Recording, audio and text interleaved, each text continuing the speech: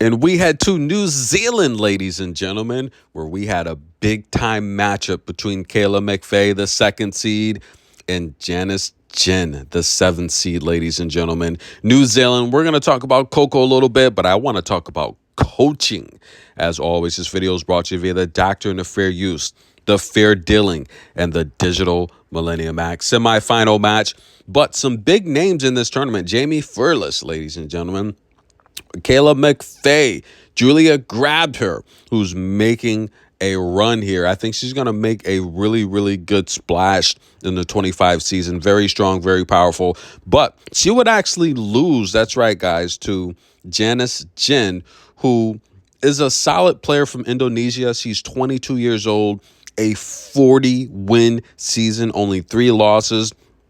6 championships on the lower level, and I tell you guys all the time, when you see a player winning 40, 50 matches on the lower level, that means they are balling hard. Kayla McFay, that's her right there, the number 2 seed, ranked as high as 199th. Now, Janice is climbing the rankings. She's ranked 521st, but I think Paula Badosa said it best. Rankings, you can't really look too much into rankings. Sometimes it's just a matter of who was able to get in which tournament at what time and possibly win a match or two, right? But you have to look at the overall body of work. Now, Kayla McFay is from Australia, right?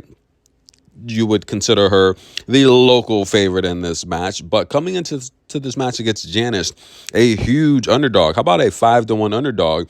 And it showed because Janice is a solid player, the 6 lower level championships, and she really controlled Kayla McFay behind the baseline here with her forehand, and she really had a very good slice that kept Kayla off balance in this match. But I really want to talk about coaching. That's right, guys. We all know the new rule changes.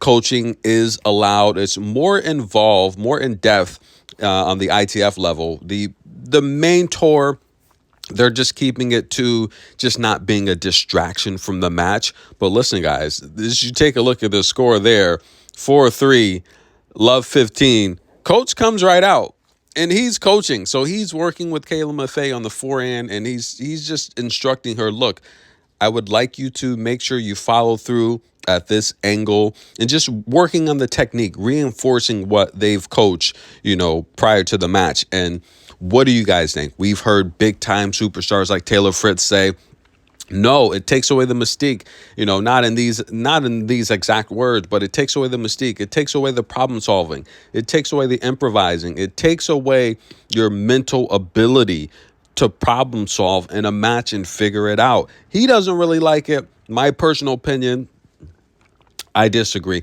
I think on the professional level, I think you need to allow coaching. These players are some of the top earning athletes in the world.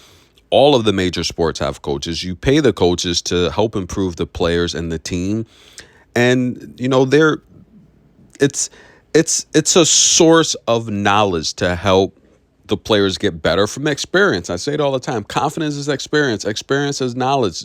They're all tied together. And this is how you improve when you're dealing with younger players. You need coaches. You need a mentor. You need someone to help, reinforce the good things you're doing, the things they need help with. Coaches are necessary. And yes, tennis is an individual sport, but what are you paying your coach for if they're not going to help you win a match when you're playing the match? I think coaching should be allowed on the professional level. The lower level, the ITF girls level, I think, again, resources will affect the level of coaching you have. But I think that's where the playing field could be a more level playing field if you're letting them problem solve. Right? Because if you're like the number 1 ranked junior girls player, you're going to have the best coaching, possibly, right? The best resources. If you're playing someone that's ranked 50th or 100 on the girls level, sometimes that could create a more level playing field because those are the instances where the resources are not fair. Someone could have a sponsor, the other girl cannot have a sponsor. Therefore, the problem solving could make it a more level playing field. So I think when we're talking about the girls level, I think coaching should not be allowed.